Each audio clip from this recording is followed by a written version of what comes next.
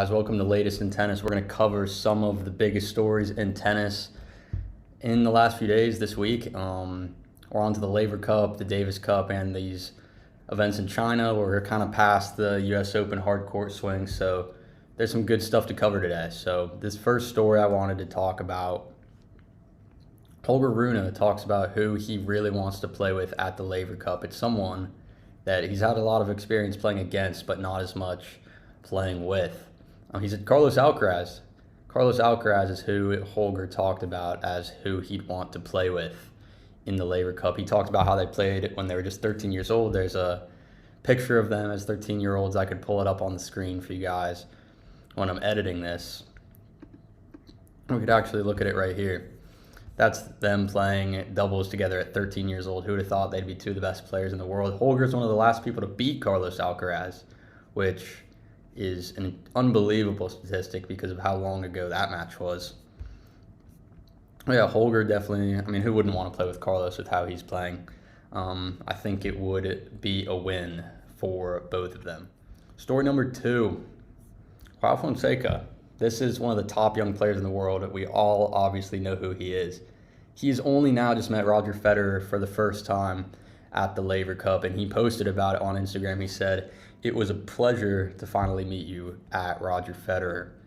Here's some of the pictures, and we're going to look at some more Laver Cup pictures in a second here, but gotta be awesome. You gotta assume Fed was one of his idols, if not his biggest idol, so very cool for Fonseca to meet the great Roger Federer. This one's less of a story and just more, I think it's pretty cool. If you guys are ever wondering what's happening with your favorite player or a certain event in tennis, go to Getty Images and they probably have pictures and you'll probably learn something that you didn't know before. So here's some pictures from the Laver Cup. Fed was part of this event, looks like for kids, either yesterday or today. Here he is in one of these pictures. And there's hundreds and hundreds and hundreds of these pictures. Who would have thought Fed was hitting a tennis ball yesterday? That's so cool. And it's all, look, here's him hitting a tweener. Here's him playing doubles with Yannick Noah.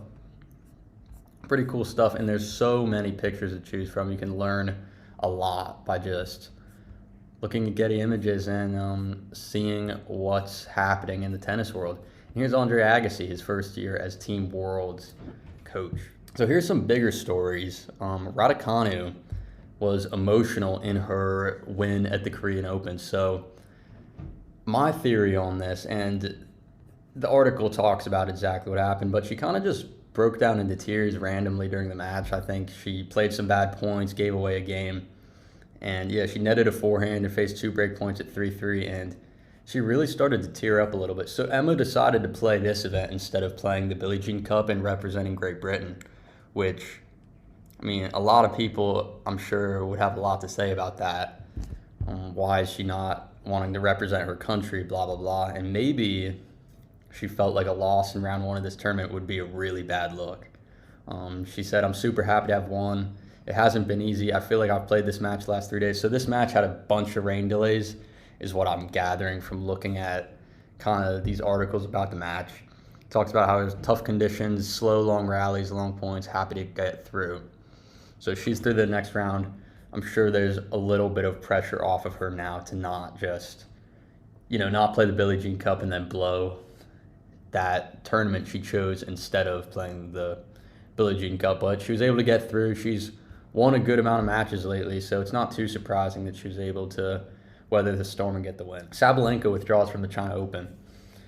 She obviously just won the U.S. Open. She won another Grand Slam title. She beat Amanda Anisimova to win her second straight U.S. Open. She said the reason was she sustained a small injury after the U.S. Open. She's going to focus on being 100% healthy for the rest of the year. To me, it just seems like she won the U.S. Open and wants to take a little bit of a break. It's a long schedule. It's a long year in tennis. Players have been doing this forever. I think there's really nothing to see here for this story. And then last thing, this is an article written by me for Ubi Tennis. If you guys want some valuable insights on some of these lesser-known tennis matches that people aren't really talking about, like who's talking about the tournaments in China this week, they're 250s, just some of the middle ranking players are playing them. I think I provide a lot of insight here for you guys.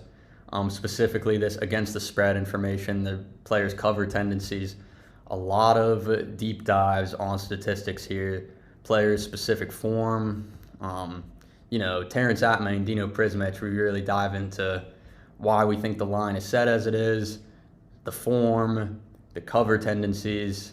Same thing with J.M. Cerundolo, Lorenzo Sonego. We dive into all these players, their form, cover tendencies, why we think the line is what it is, and just give you as much information as you need to make the best choice possible for making a potential bet on these matches. But I think it's very valuable for you guys, and I would highly recommend checking out some of these articles. There's going to be a lot of them coming out, and videos too on this channel. But yeah, so that is all of our stories for this kind of midweek. I'm going to be back with more of this. Love covering some of these lesser known stories in the tennis world. So I'll see you guys next time.